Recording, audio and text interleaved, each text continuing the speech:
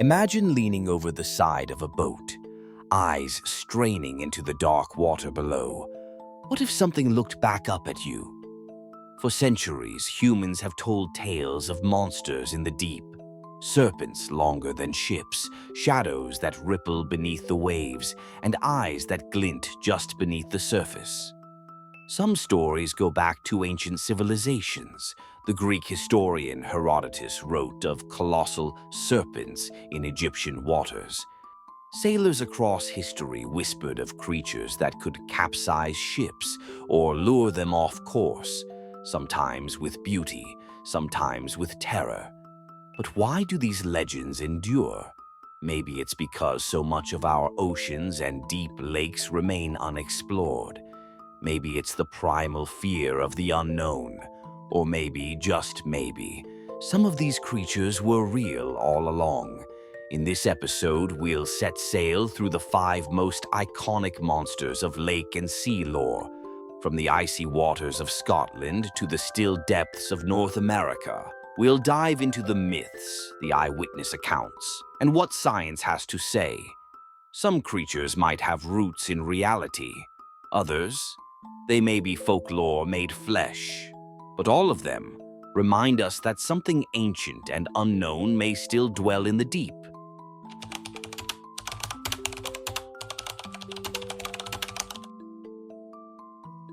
Before submarines, before sonar, before satellites mapped every corner of our oceans, there were sailors, wooden ships, endless water, and fear. And in those days, the most feared creature of all was the Kraken. First whispered in Norse sagas and seafarer tales, the Kraken was no ordinary monster. They said it had tentacles thicker than tree trunks, that it could rise like an island from the sea, only to drag entire ships and their crews into a watery grave. In the 13th century Icelandic saga, Örvar Odr, sailors described a beast called the Hafgufa, so massive it was mistaken for land. Later, in 1752, the Bishop of Bergen, Erik Pontoppidan, described the Kraken in chilling detail. It was vast, it could suck ships down with whirlpools, and its appearance foretold disaster. But here's the twist. While most dismissed these tales as sailors' superstition, in the 1870s, something changed. A giant squid carcass, nearly 40 feet long, washed ashore. And suddenly, the Kraken didn't seem so imaginary. Today, we know of the Architeuthis, real, rare, and still barely understood. They live in the deep ocean, rarely seen alive, but their existence gave weight to centuries of fear. Even modern ships have occasionally caught glimpses, tentacles on submersibles, sucker marks on whales.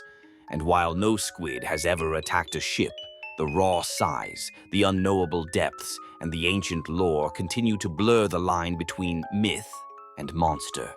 The Kraken may never have crushed a vessel, but the oceans still hold creatures vast enough to feed the legend.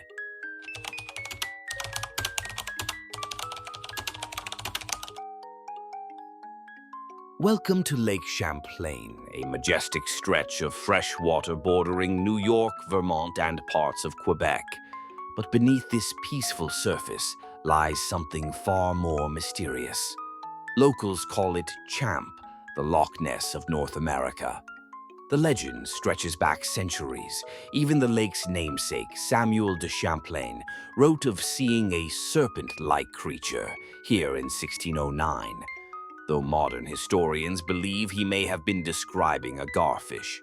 But it wasn't until the 19th century that sightings began pouring in. Fishermen reported seeing a long-necked, humped beast gliding through the water. And then came the photo that lit the fire. 1977. A woman named Sandra Mancy snapped a picture while vacationing by the lake with her family. What she captured?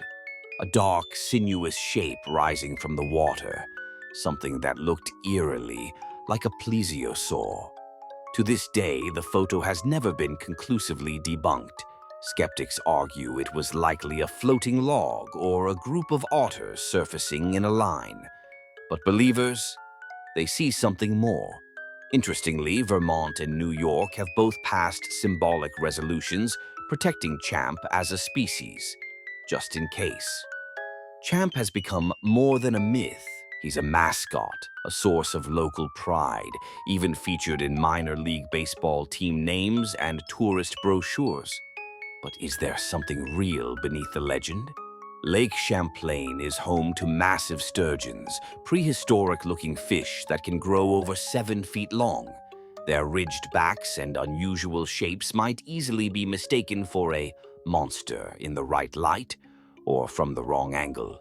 Yet, for many, Champ is more than biology. He's a reminder that mystery can live in plain sight, and that sometimes we protect our legends not because we believe them, but because we want to.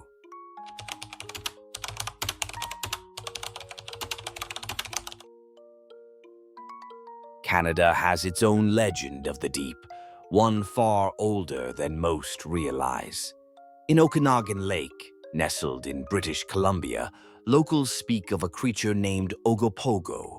But before settlers gave it a catchy, almost cartoonish name, the native Silks, Okanagan, First Nations knew it as Naha-a-itk, a sacred and powerful water spirit. In traditional stories, Niha-a-itk wasn't just a monster, but a being tied to the lake's spiritual balance. Travelers were expected to offer tobacco or small animals before crossing the lake, a ritual of respect, not fear. Fast forward to the 20th century, and Ogopogo begins its transformation into a modern legend. 1914. A sighting by a local man near Kelowna described a long, serpent-like creature diving in and out of the water. Then came the 1968 home movie, grainy footage showing humps moving rhythmically across the lake. Though blurry, it's still cited as one of the best-known alleged recordings. More recently, in 2011, two tourists filmed what they claimed was a multi-humped creature gliding just below the surface. What could it be? Scientists often point to waves caused by boat wakes, floating logs, or optical illusions over the water. But some propose natural explanations like a giant sturgeon, or even a line of otters swimming nose to tail, creating the illusion of a single undulating beast. Still, none of these theories have stopped the fascination. Statues of Ogopogo decorate Kelowna's parks. Gift shops sell plushies. There are even search expeditions, some local, some international. Japanese TV crews once came to investigate, intrigued by the legend's endurance. And that's the thing. While Ogopogo has become a cultural mascot, many locals still whisper about odd wakes, unexplained ripples, and fleeting shadows seen from docks at dusk. Because whether myth or misunderstood wildlife, Ogopogo reminds us that sometimes the most enduring monsters are the ones we choose to keep alive.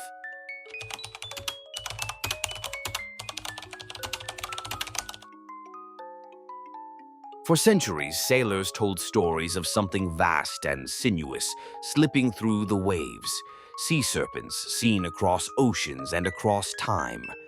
These weren't just tavern tales. They were entered into logbooks, sketched by naval officers and feared as much as storms. Take the HMS Daedalus sighting of 1848, a British Royal Navy frigate sailing off the coast of West Africa, recorded seeing a 60-foot-long serpent-like creature with a mane along its back. Several officers witnessed it in broad daylight. Their testimony sparked a sensation. Other reports followed, from Norwegian whalers to American clippers, long necks, humps rising and falling, gliding beneath the waves, vanishing as mysteriously as they appeared. In the Pacific Northwest, the creature has a name, Cadborosaurus, or Caddy, after Cadboro Bay, British Columbia. Sightings date back to indigenous Haida and Tlingit lore, long before colonists arrived. Caddy is described as a multi-humped, horse-headed sea serpent that moves with surprising speed. In 1937, a decaying carcass was pulled from the stomach of a whale in Naden Harbor, believed at first to be Caddy itself. But zoologists later suggested it was a decomposed basking shark whose cartilage structure can warp into strange shapes after death. Science offers several explanations. Whales diving in a line, their backs creating an illusion of multiple humps. Giant oarfish, real creatures that can grow over 30 feet long and undulate in eerie vertical waves. And yes, giant squid, seen only in death until the 21st century, when deep-sea cameras finally captured one alive. But perhaps the most enduring feature of sea serpent lore is how universal it is. From the Makara of Hindu mythology to the Akorakamui of Japan, every coastline seems to have its own version, its own shadow in the water. Maybe that's because the ocean isn't just deep, it's unknowable. And for every mystery explained, there's always another just below the surface.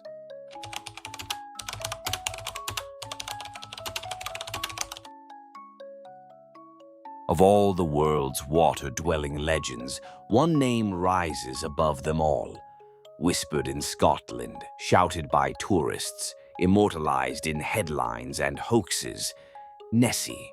The Loch Ness monster first surged into modern consciousness in 1933 when a couple reported seeing a whale-like creature cross the road in front of their car and plunge into the loch.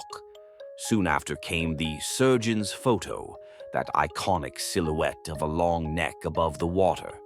Published in 1934, it became the definitive image of Nessie for decades, until 1994 when it was revealed as a clever hoax involving a toy submarine. But the damage, or the magic, was done. Searches exploded in the 1950s and 60s. Sonar surveys, underwater cameras, even submarines scoured the loch. One expedition in 1975 captured an image that some claim shows a flipper, though skeptics say it's just a murky blob in the silt. In 2003, the BBC conducted the most extensive sonar sweep to date, turning up nothing conclusive. Then came 2019, when scientists conducted a DNA survey of the loch.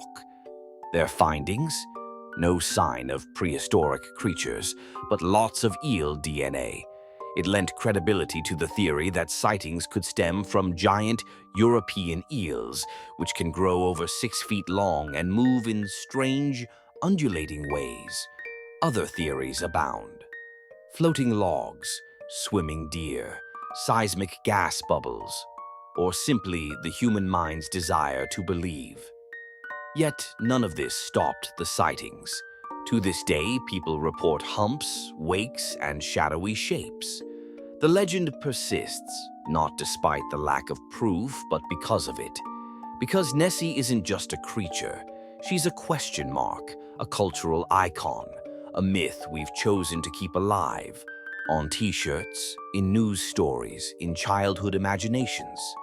So perhaps the real power of the Loch Ness monster lies not in the water, but in how many of us still glance twice at a ripple and wonder, what if? We've always peered into the deep and asked, what's down there? From the icy reaches of Loch Ness to the sunlit swells of the Caribbean, our species has filled the unknown with creatures, sometimes terrifying, sometimes majestic. But maybe lake and sea monsters aren't just about what swims below. Maybe they're about us, our fears, our hopes, our need to explain the unexplainable, and our refusal to believe that we've already discovered everything worth knowing. After all, oceans cover over 70% of our planet, and we've mapped only a fraction of the floors beneath. How much of the abyss still keeps its secrets? Many of these legends likely began with sightings of real animals, giant squid, massive eels, or even misidentified logs. Others were born from loneliness at sea, imagination blurred by fog, or the age-old urge to tell a good story. Yet we return to them, We carve them into local culture. We name statues, launch expeditions, and teach our kids to watch the water's edge with curiosity. Because some part of us still wants to believe. So now it's your turn. Have you ever heard of a local legend, a monster in your lake or bay? Do you believe these creatures once lived, or still do? Leave a comment below. Let us know which story chilled you and which one you secretly hope is true. And remember, in the ocean's depths, truth and myth often swim side by side.